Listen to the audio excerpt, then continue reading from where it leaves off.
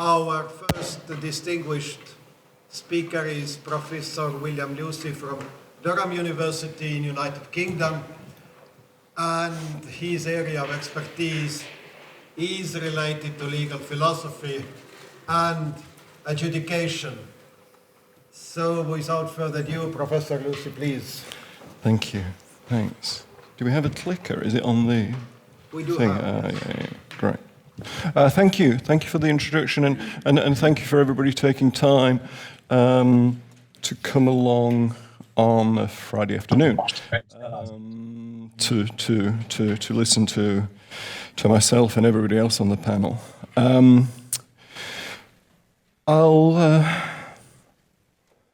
I'll get going, I think, with giving you my my research question. And I'm bumbling a little bit, and I'm a little bit uncomfortable about the research question because this research question I posed to myself quite a long time ago, and I'd kind of forgotten about the research question and the paper. My last kind of dealings with this paper, the actual paper is called Legal Regulation, Technological Management and the Future of Human Agency. And my last direct involvement with my own paper, I should add, my own paper, I did write it, yeah, it's not been written on my behalf, was about February, March of this year, when the paper was submitted for publication. And since then, I've just done a very brief talk to it, and nothing, because I think when I have, if and when I have essays work accepted for publication, I immediately lose interest in it. And I have to have a separation time, like, you know, prior to divorce or something like that. And the separation time hasn't ended yet for me with this paper, except at 12 o'clock this afternoon when I snuck away from the session of colleagues to try and remind myself of what I was saying. So here's the research question that I was addressing in this paper, and I'll go through the slides, not all of which fit directly with what I'm going to say right now as a preamble. So the research question is this: we may well be on the cusp of a transition between two different regulatory models or paradigms. And if we are, what might the consequences of that transition be? Now, I'm just going to look at one possible set of consequences of that transition, if it's ongoing, on if and when it actually happens. But to answer that question, the question, we might be on the cusp of a change or a transformation between two different regulatory paradigms, and what might the consequences of that be? To answer that question in anything like a plausible way, I'm going to have to do a number of things for you, right? And the number of things I'm going to have to do for you are, first of all, sketch these supposedly different and competing regulatory paradigms, which I hope to do quite quickly, because although there's quite a few screens on the PowerPoint devoted to that, it's, I think, reasonably well accepted amongst the audience that we might be in the midst of this transition between two competing regulatory paradigms. So I'll sketch them for you quite briefly, I think, and I'll make one core claim about the competition, the difference, because I am going to maintain that these paradigms are genuinely incompatible. Right? They are fundamentally different, I think. And I think I'll give you a one-word answer to the question, how are they fundamentally different in the course of the talk. Not sure what clock I should be looking at here. Second thing I need to do for you, obviously, is to sketch what I mean by agency in this context, because I'm interested in the consequences of this transition, if and when it happens, or as it's ongoing, on agency, and what I mean by agency. And the published version of this paper, when it comes out, is called Legal Regulation, Technological Management, and the Future of Human Agency, because this essay is appearing in a law journal, and more than a year ago, 18 months, 2 years ago, when I first started talking about this topic to law audiences, the title was Legal Regulation, Technological Management, and the Future of Agency. And I got lots and lots of difficult questions from my brethren, fellow lawyers in the field of commercial law, because they wanted to talk about AI applications and technological management solutions to the issue of agencies and principles. It's talking about human agency. And I need to unpack for you what I mean by agency in general in the course of the paper. And then the third thing I need to do for you, obviously, is point up or flag up some consequences that this transition might have on agency, both its realization and our understanding of it. So that said, first step, what are the two regulatory paradigms? Forgive the very lazy image that I've used. What are the two regulatory paradigms? What are we moving from, potentially? And my answer is we're potentially moving from a model of regulation or a paradigm of regulation that we'll call legal regulation, and we're moving to technological management. What might the difference be between these regulatory paradigms? There are many, I think. Actually, one difference, though, is a non-difference. Don't think that technological management, that regulatory paradigm, is new. It's not. It's just that it can be turbocharged, I think, in our current context. What's the difference, or what are the differences between these two models of regulation? Well, the first one, the legal regulatory paradigm, I think makes a number of assumptions about its regulatory targets. And those assumptions I've characterized here and in the essay as the agential bundle and the rule of law bundle. I think legal regulators see themselves as addressing other agents. And they see their interaction with other agents as being a communicative one, conveying information to them that they can understand, that they can act upon, should they wish to, that they are in fact capable of modifying their behavior in light of the information that's provided to them by the regulator or the to the regulatee. Of course, regulators might be also addressees of the regulations, the rules that they send out in the world. I'm not going to suggest that there's always a difference between regulators and regulatees, or addressees of the law and authors of the law. So the agential bundle is something like that. When we're doing the legal regulation thing, we're engaging other agents and we're making a lot of assumptions about what they look like, what they can do, what they can understand. And that agential bundle feeds into what I call on the outline here, the rule of law bundle. Because if you want a shorthand way of thinking about the legal regulatory enterprise, it's, as was said yesterday, I think numerous times, it's the enterprise of subjecting human conduct to the governance of rules, in Fuller's phrase. And once you take a step, once you commit yourself to that enterprise, the rule of law bundle of assumptions follows quite quickly in the wake of that. If we're going to subject human conduct to the governance of rules, we're going to have to let folks know, other human beings, what the rules are. They need to be non-contradictory, they need to be relatively coherent, so on and so forth. The agential bundle and the rule of law bundle are pretty closely connected, and they make up what I would maintain would be the kind of fundamental nature of the legal regulatory paradigm or enterprise. The one-word answer that I promised you as to the difference between the legal regulatory paradigm and its competitor, the technological management paradigm, is available right here in the final entry on the on this screen. Obviously, it'll make more sense when I talk a little bit about the technological management paradigm. But if you want a one-word answer as to what the legal regulatory paradigm is about, you could say its target is, its regulatory quarry, if you like, its target is other agents. And that's not necessarily the case with regard to the technological management bundle.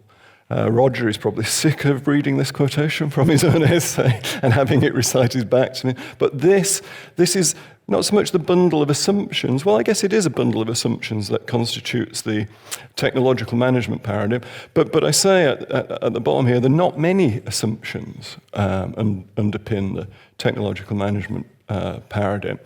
I've monkeyed about with Professor Bransell's words here a little bit, but the technological management paradigm on this characterization involves the design of products or places. This puts us in mind about the point I've just made about the regulatory quarry, what you're aiming at, the design of products or places, or the automation of processes, which seek to exclude the possibility of certain actions which, in the absence of this strategy, might be subject only to rule regulation, and or to exclude human agents who otherwise would be implicated in the regulatory activities. Whereas the legal regulatory paradigm has that bundle of agential and rule of law assumptions built into it, the technological management doesn't have many assumptions built into it, I don't think. I say here zero, but I think that's probably an overstatement. But zero other than adopt the most efficient, effective regulatory response, which is usually this: make either the problem of or non-compliance impossible. Make the problem or non-compliance impossible. So the one-word answer, what's the difference? Different regulatory quarry. One target for the legal regulatory paradigm, agents. Multiple targets for the technological management paradigm. Products, places, processes, and quite possibly agents, right? So agents aren't excluded. They're included, but they're probably not central in an interesting way. So that's the contrast I draw for you. As I say, I think it's reasonably well accepted and embedded in the discourse. I'd say that these models are, I've called them paradigms. There's nothing Kuhnian attached to that or significant. What I mean really is ideal types in the genuine Weberian sense. So these models would have to be supported with the kind of historical, comparative, detailed analysis that we find in, volume 1 or 2 of Economy and Society. We find out what different models of rationality are, and the level of work to support the ideal types, taking Weber as our model. It's a very, very, very, very high bar to reach. But that's what I have in mind when I'm talking about these paradigms or models, their ideal types. Why does this competition matter? Because, as I've said already, I don't think the technological management paradigm is new. I don't know if pyramids were mentioned yesterday as an instance of technological management, but they kind of look like a regulatory response to a problem. The problem is protecting our pharaohs and emperors from people who might want to take their gold and other things. We'll build this massively difficult structure to try and stop folks getting into it. So I don't think this contrast is new necessarily, but what I do think makes it more salient now, and there's plenty of people in the room here who've said this already, is that technological management can be turbocharged as a result of the kind of developments or interest, kind of developments mentioned here. This is how AI gets on our agenda. When we've got the possibility of data-driven agency, as sketched here by Muriel Hildebrand, we have got the possibility of being regulated, of us being regulated, by non-human beings or agents. If you think that's far-fetched, read some of the smart city initiatives that you will come across when you travel around. Smart cities are less hot now than they were a few years ago in terms of selling the image of a city, but Toronto, Singapore, these kind of smart cities. Smart cities are smart not because the people in them are smart. They're smart because because what they want in those places is every single device with a chip in it to be connected to every other single device with a chip in it. So your fridge is not just connected to your smartphone, but it's connected also to traffic flow information, to surveillance cameras, blah, blah, blah, blah, blah. And when we open that spectre, I'm not saying it's happened, through data-driven agency and what Karen Jung and Martin Lodge call algorithmic regulation, we've got the possibility of turbocharged technological management. So that's why I think it matters now possibly more than it mattered in the past. And obviously I won't read these out, but here's, I mean, this is an old essay in terms of the literature, Muriel Hildebrand's essay on this, but data-driven agency arises from a cyber-physical infrastructure that entails turning devices, homes, public and private transport, bridges, hospitals, offices online to enable persistent monitoring. And this always caught my eye about this sentence, and surreptitious adaptation.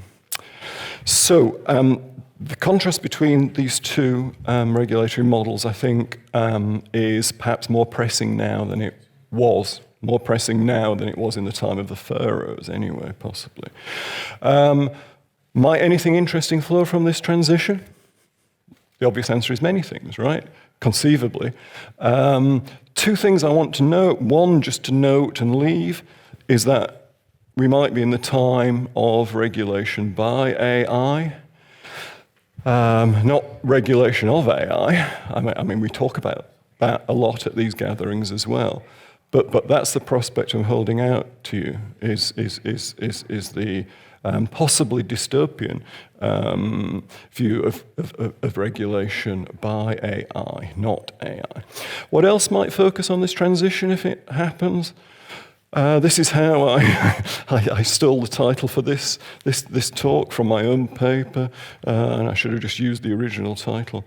Second, agency in the face of technological management and the great leap forward. And the hunch that I want to put to you here is that if this transition takes place, or if it is taking place, then agency might be impacted in the terms of doing it, in the terms of understanding it, and so on and so forth. And it's therefore incumbent on me to tell you what I mean by agency. And shockingly, I'm just going to read a few passages from my own paper, because as I told you earlier, I'm quite unfamiliar with it these days. I offer an account of agency in the paper, which I take to be kind of empirically rooted, but also philosophically respectable, and those two don't always go together, right? Sometimes they pull in different directions. So here's the kind of empirical claim or basis for my account of agency. It's this: there is an ordinary common sense view of what it is to be an agent, which is also, I think, philosophically respectable. In a variety of situations, ordinary people speak about the importance of having some degree of control over their conduct and context. Women undergoing obstetric care, people involved in medical and social care and related processes, as well as victims in the criminal justice system, make a roughly similar refrain. At the very least, they want not only to know what is happening, but they also want to be involved as co-authors in the processes that envelop them. Failures to consult and engage those affected by official or expert action, as in the case of unauthorized medical examinations. I have a number of colleagues at my law school doing harrowing work on obstetric violence, by the way, if you're wondering where I'm coming from with that. Failures to consult and engage those affected by official and expert action, as in the case of unauthorized medical examinations, or those whose suffering has triggered official action, such as in the case of criminal proceedings, evidence a lack of respect for those apparent agents. Now, I think that kind of common refrain about what it is to be an agent, made by folks caught up in various processes, fits quite well with a more philosophical account of agency, which isn't particularly ambitious, is not philosophically ambitious. And that goes like this. We could elaborate this view of agency in abstract terms as a matter of being in the world. Heidegger again, but Heidegger light. unlike Professor Roig's invocation, I think, by which is meant an agent is first aware of and has knowledge of the world, including its other inhabitants, as well as the constitutive institutions and practices of the world. Secondly, that their agency is a matter of interaction and deliberative engagement with the social and natural worlds. And third, their agency includes the capacity to control the way of being in those worlds and the manner of their deliberative engagement with them. Now, one thing I claim about this account of agency is not just that it's philosophically respectable and it has some empirical basis. My other claim is it's quite thin, and it's not to be mistaken with the notion of autonomy, which many philosophers, moral and otherwise, as well as lawyers, talk and write a lot about. I don't think this is a matter of moral self-governance. In one of the thicker accounts of autonomy, it's much thinner than that. But this thin account of agency, if it doesn't include the notion of autonomy, it's connected to it. But this thin account of agency fits well with, I should say, the account of agency that we find in the model of legal regulation. So there's a matchup, I think, between a philosophically respectable and empirically well-founded account of agency and a matchup. I mean, it's loose. I wouldn't say there's an exact overlap or anything like that, but there's a close. There are echoes of both in the agential bundle of assumptions in the legal regulatory model and in the general account of agency. Why am I talking to you about a general account of agency? Well, one thing I want to say to you is this, that this transition between legal regulation and technological management might have possibly adverse consequences for agency, and I hope to have given you at least an initially plausible answer to the question, what the hell does agency look like? What might the adverse consequences be? Well, there might be a reduction in agency. Oh my God, what a picture. Shocked. What might the consequences be for agency understood in that way? Well, I think it's conceivable that it could well be a reduction of agency in a world in which the technological management paradigm holds sway or takes over. And I'm just, again, I failed to get to what I think is the most interesting issue here.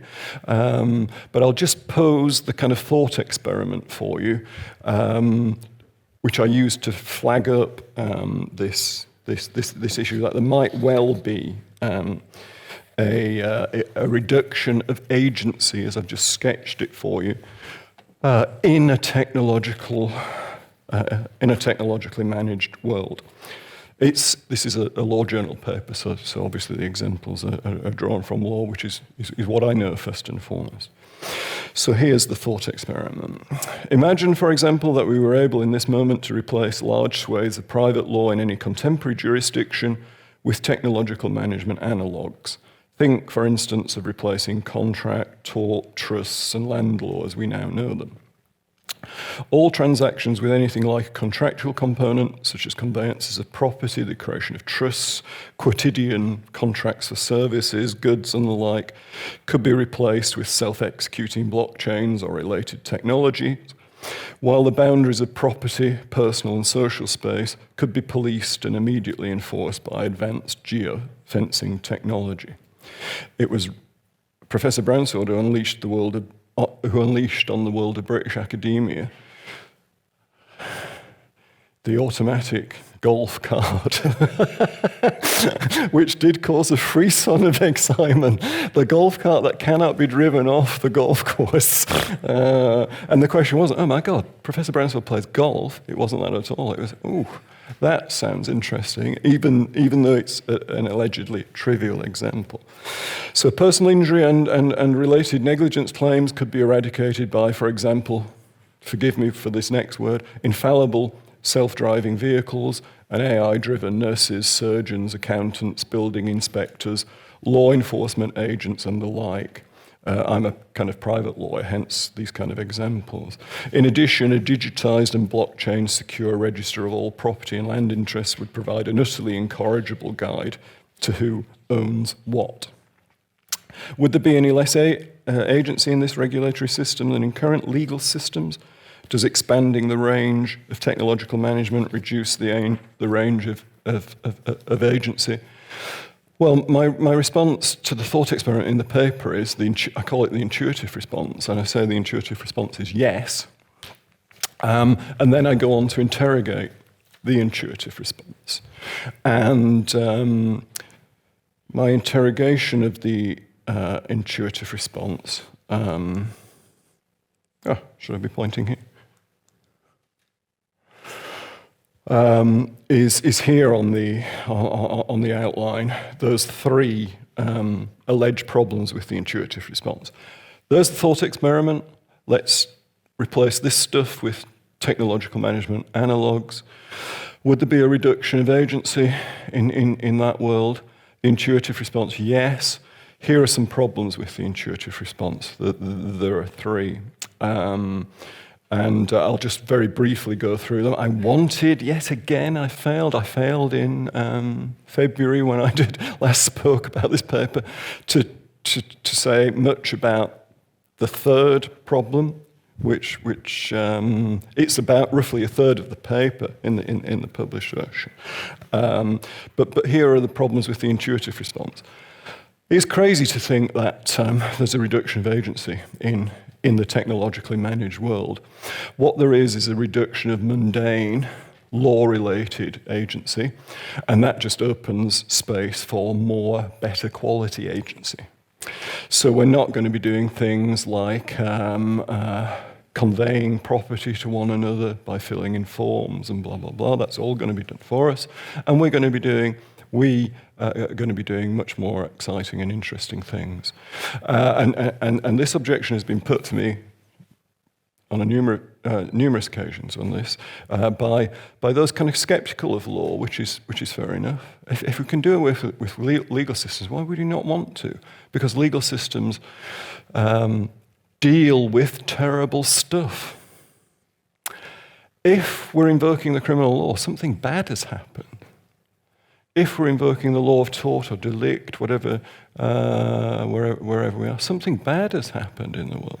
If we're invoking contract law, somebody has behaved like an ass because they haven't done what they were contractually supposed to. And that's all bad stuff, right? And if we can stop bad stuff happening, we should.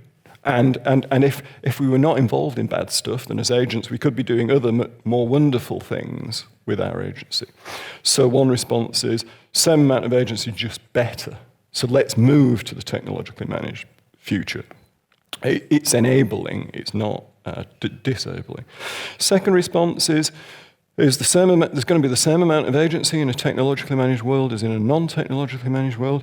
It's just going to be distributed differently.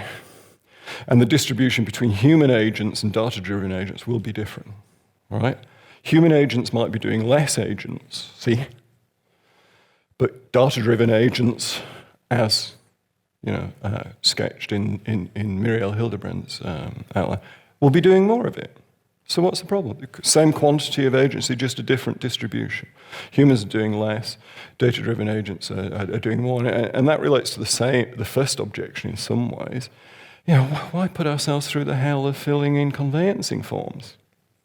Just have the AI system do that, or look things up on the sorry, I'm laughing. The blockchain secure. I'm laughing because, of course, blockchain secure don't really go together. We're kind of insecure, but we can free ourselves from that. The second objection to the thought experiment and the intuitive response is more fundamental and for me more interesting, and that's why it's kind of roughly a third of the paper.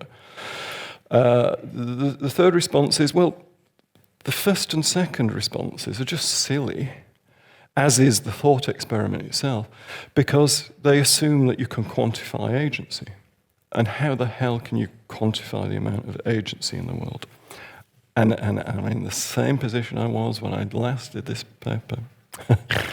I've got an answer. The answer is 2 or 3 sentences, but it should be longer. How do you quantify the amount of agency in the world? Do the same thing as Hillel Steiner, Ian Carter, Matthew Kramer have when they have attempted to measure freedom, the quantity of freedom in the world. Ian Carter's book's called A Measurement of Freedom. He thinks freedom, as Steiner did before him and as Kramer does, is a quantifiable variable. There's some interesting and awkward philosophical apparatus to be unleashed to do that, but that's the way in which you can quantify agency in the world. So we could actually try and measure it. So this objection to the intuitive response is perhaps not particularly compelling. The objection is it's silly to try and quantify agency, and part of my answer is no, it's not, because you can quantify it in the way that these guys have done it. Of course, there are other methods and other ways of trying to quantify agency. So if your intuitive response is rather like the third response there, which is this is nuts, you'd have to be crazy to try and think about quantifying agency. Well, lots of other folks have. So not just in the context of accounts of freedom as a quantifiable variable, the Steiner, Carter, Kramer kind of project, but in the context of feminist and developmental economics, there's a lot of work on attempts to measure agency and measure the effect of different economic policies, usually in parts of the developing world.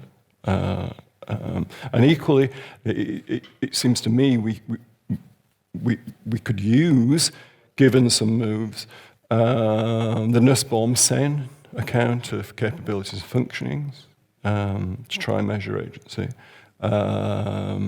as well as a lot of work in what are called life course studies in social policy and sociology. Those kind of studies that look at and try and assess what people feel about the most important stages of their life and the degree of control they've had. And there are actual attempts to measure that.